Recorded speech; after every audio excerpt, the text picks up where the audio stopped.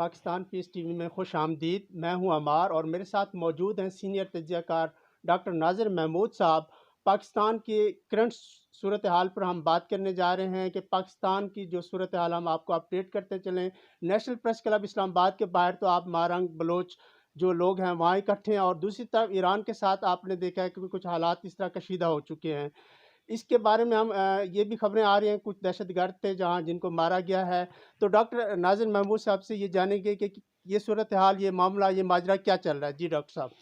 دیکھیں، مہرنگ بلوچ کا جو ایشو ہے یا اس طرح کے اور دوسرے جو بلوچ احتجاج کرتے رہے، وہ تو بالکل واضح سا مسئلہ ہے۔ یہ مسنگ پرسنس کا مسئلہ ہے، جن لوگوں کو غائب کر دیا جاتا ہے۔ اچھا، جب غائب کیا جاتا ہے تو بنیادی طور پہ کسی کو اٹھانا، یہ کوڈ بھی بار بار کہہ چکا ہے اور تمام سیاسی جماعتیں بھی یہ کہتی ہیں، اور آئینی اور قانونی طور پر یہ ہے کہ اگر کسی پر کوئی الزام ہو تو اس کے خلاف کیس بنایا جاتا ہے، اس کو اٹھا کر اس کے خلاف شواہد پیش کیے جاتے ہیں، ان کے خلاف مقدمہ چلتا ہے اور عدالت ان کو سزا دیتی ہے۔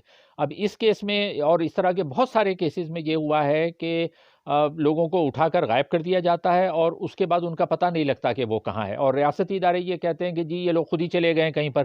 یہ بات جو ہے قابل قبول نہیں ہے۔ کچھ لوگ جا سکتے ہیں، لیکن جتنے بڑے ابھی جیسے ایک اور حال ہی میں چیز ہوئی تھی کہ ایک لڑکے کو اٹھایا، اس کو کورٹ میں پیش کیا اور اگلے دن جو ہے اس کو اس کے ساتھ اس کے ساتھیوں کے مار دیا گیا، اور ایسے بے شمار واقعات ہیں جس میں لوگوں کو اٹھا کے مار دیا جاتا ہے یا ان کی مسخ شدہ لاشیں ملتی ہیں۔ تو یہ ایک بہت جینوئن ایشو ہے، اور اس لیے اب یہ جو خواتین آئی ہیں ان کے مسئلے کو بہت سنجیدگی سے لینے کی ضرورت ہے، ان کی بات سننی چاہیے۔ کورٹ نے بھی کہا ہے کہ ان کے تحفظ فراہم کیا جائے، ان کو ہراساں نہ کیا جائے، کیونکہ اس طرح سے ملک میں بے چینی پھیلتی ہے اور لوگوں کا ریاست پر اپنا اعتماد ختم ہوتا ہے۔ تو میرا یہ خیال ہے کہ یہ جو مسنگ پرسن کا مسئلہ ہے، اس کو سنجیدگی سے جو بلوچستان کے ساتھ ناانصافیاں ہوتی رہی ہیں ان کو دور کرنے کی ضرورت ہے، اور لوگوں کو اٹھانا، غائب کرنا، یہ کسی طرح بھی جائز قرار نہیں دیا جا نہیں سکتا۔ ڈاکٹر صاحب، آپ نے بالکل درست فرمایا، لیکن ہم دیکھتے ہیں گلبشن یادیو کا ایک ایشو ہوا تھا جن کو کیپچر کیا ہے پاکستان فورسز نے۔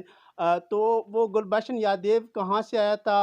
ایک ایران سے سنا، ایران سے انہوں ملا، تو بلوچستان میں اتنا عرصہ رہا اور تخریب کاریاں ہو رہی، دہشت گردی ہوتی رہی ہے اور بہت سارے یہ معاملات، اس کو کس طرح دیکھتے ہیں ڈاکٹر صاحب؟ ٹھیک ہے، اس کو اگر آپ نے پکڑا تھا، اس کے خلاف جو بھی انہوں نے کارروائی کی وہ اچھی کی۔ کوئی بھی اگر اس طرح کا جاسوس پکڑا جاتا ہے تو اس کو پکڑنا چاہیے۔ اس کو تو مارا نہیں گیا، اس کی نہ مسخ شدہ لاش، یعنی ایک بھارتی جاسوس پکڑا جاتا ہے تو اس کو غائب نہیں کیا جاتا، اس کی مشق شدہ لاش نہیں ملتی، اس کو کاؤنسلر ایکسس تک دیا جاتا ہے۔ وہ ساری چیزیں کی جا رہی ہیں، یعنی کوشش کی جا رہی ہے کہ اس کے ساتھ سارے قانونی جو تقاضے ہیں وہ پورے کیے جائیں۔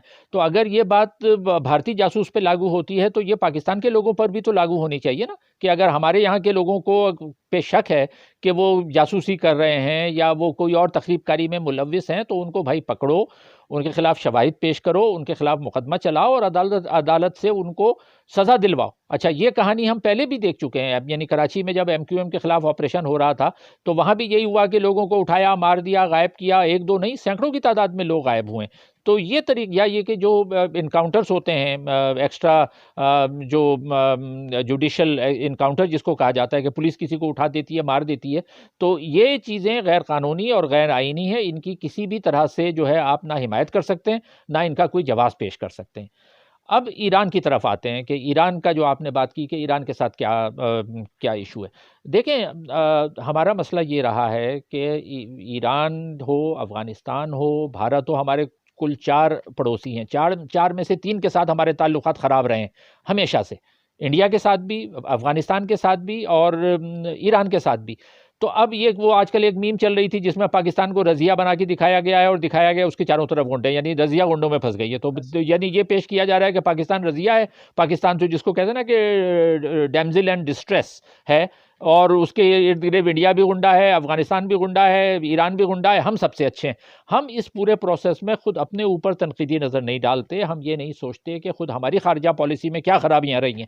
خاص اگر ایران کی بات کریں تو ایران وہ ملک تھا جو، یعنی غالباً پاکستان جب بنا تھا تو سب سے پہلا ملک ایران تھا جس نے پاکستان کو تسلیم کیا۔ اس کے بعد پاکستان کے تعلق 1947 سے اگلے 30 32 سال یعنی خمینی کے انقلاب تک بہت اچھے رہے ایران کے ساتھ. ہم RCD میں ساتھ رہے, جو RCD ایک گروپ ہوتا تھا پاکستان ایران ترکی کا, تو تعلقات اچھے رہے. لیکن یہ تعلقات خراب ہونا کہاں سے شروع ہوئے کہ ایران میں خمینی کا انقلاب آ گیا, لیکن پاکستان میں جو جنرل ضیاء الحق کی حکومت تھی وہ چونکہ ایک انتہا پسند سنی رجیم اور سنی قوانین پاکستان میں زبردستی مسلط کرنا چاہ رہی تھی, اس کے نتیجے میں یہ ہوا کہ ظاہر شیعہ آبادی جو پاکستان کی تھی وہ نہ صرف یہ کہ ناراض ہوئی بلکہ اس نے احتجاج کیا, اور پھر ایران سے بھی اسی طرح سے تعلقات ختم ہوتے چلے گئے کیونکہ پاکستان سعودی عرب کے قریب ترین ہوتا چلا گیا. تو یہ ہماری خارجہ پالیسی کی بڑی ناکامی تھی, ہمیں نہیں چاہیے تھا کہ ہم اس طرح کی حرکتیں کرتے. تو ہم یہ جو ایران سے جو تعلقات خراب ہیں یہ 1980 آنورڈس, یعنی اس بات کو تقریباً 40-45 سال ہو چکے ہیں کہ ہم ایران کے ساتھ بہتر تعلقات قائم نہیں کر پائے ہیں. اچھا, جو بارڈر لائن ہے ہماری افغانستان کے ساتھ ہو یا ایران کے ساتھ ہو, ظاہر ہے وہ ایسا ریجن ہے جہاں پر ہم خود ہمیشہ سے کہتے رہے ہیں کہ یہاں پر دہشت گرد ہیں 40-45 سال سے, اور وہ دہشت گرد ہونے کی اصل وجہ وہی جنرل ضیاء الحق کی پالیسی تھی, کیونکہ وہ بارڈرنگ ایریاز کو استعمال کیا جا رہا تھا سوویت یونین کے خلاف لڑنے کے لیے. تو کون یہ بات نہیں جانتا, جنرل پرویز مشرف کا یوٹیوب پہ انٹرویو موجود ہے, اور حمید گل کے انٹرویوز اور تمام ایون فوجیوں کے انٹرویو موجود ہیں جو یہ کہتے رہے ہیں, اور یہ کوئی ڈھکی چھپی بات نہیں ہے کہ اس پورے بارڈرنگ ایریاز میں دہشت گردوں کی پناہ گاہیں تھیں جن کو ہم مجاہدین کہتے تھے, لیکن ظاہر ہے وہ لوگ وہاں کہتے تھے کہ جی یہ ہمارے یہاں آ کے کارروائی کرتے ہیں. تو یہ ہم سارا کچھ کرتے رہے. اچھا, دوسری طرف افغانستان میں بھی یہی رہا ہے کہ افغانستان میں بھی بارڈر پہ دہشت گرد رہے ہیں, ایران میں بھی دہشت گرد رہے ہیں. تو اگر پاکستان کے بارڈر ایریاز میں دہشت گرد ہیں, افغانستان کے بارڈر ایریاز میں دہشت گرد ہیں, ایران کے بارڈر ایریا میں دہشت گرد ہیں, تو بھائی اس کے خلاف ایک جامع کارروائی کر کے پاکستان, ایران اور افغانستان تینوں کو مل کر بیٹھ کر ایک جامع لاہ عمل بنانا چاہیے جس کے نتیجے میں یہ دہشت گردوں کے اڈوں کا خاتمہ ہو. لیکن لگتا ایسا ہے کہ یہ جنگ جو پچھلے کئی دہائیوں سے چل رہی ہے, اس جنگ کو مزید چلنے کا ارادہ ہے, ورنہ میں نہیں سمجھتا کہ یہ کوئی ایسا معاملہ ہے جس کو اتنی بڑی بڑی افواج حل نہ کر سکیں. تو اب یہ وہ کسی نے کہا ہے نا, شاید فیض کا ہی ہے, کہ جو درد تھے ہمیں ایسے ہر چارہ گر کو چارہ گری سے گریز تھا, ورنہ تو جب درد تھے ہمیں غالباً اس طرح کی کوئی بات ہے. تو وہ لادوا نہیں تھے غالباً. اس کے لیے جو حتمی کارروائی کرنی چاہیے وہ کارروائی نہیں کی جا رہی ہے, جس کے نتیجے میں یہ دہشت گرد ختم نہیں ہو رہے ہیں. جب تک افغانستان, ایران, پاکستان یہ تینوں مل کر مشترکہ راہ عمل تیار نہیں کریں گے, اس طرح کی جو سرحدی جھڑپیں ہیں وہ ہوتی رہیں گی, جس کا اصل خمیازہ تینوں ملکوں کے عوام کو بھگتنا پڑے گا. جی بہت شکریہ ڈاکٹر صاحب, آپ نے ہمارے لیے وقت نکالا. ناظرین, پاکستان پیس ٹی وی میں ہم آپ کو یہ بھی بتاتے چلیں کہ پاکستان پیس ٹی وی میں ہم آپ کے لیے لا رہے ہیں ایسے معلوماتی تجزیاتی پروگرام ڈاکٹر ناظر محمود صاحب کے ساتھ. ان کی پلے لسٹ اسی پروگرام کے ساتھ اٹیچ ہوگی.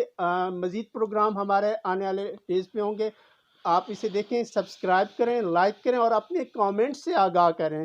Thank you for watching Pakistan peace TV. Allah حافظ.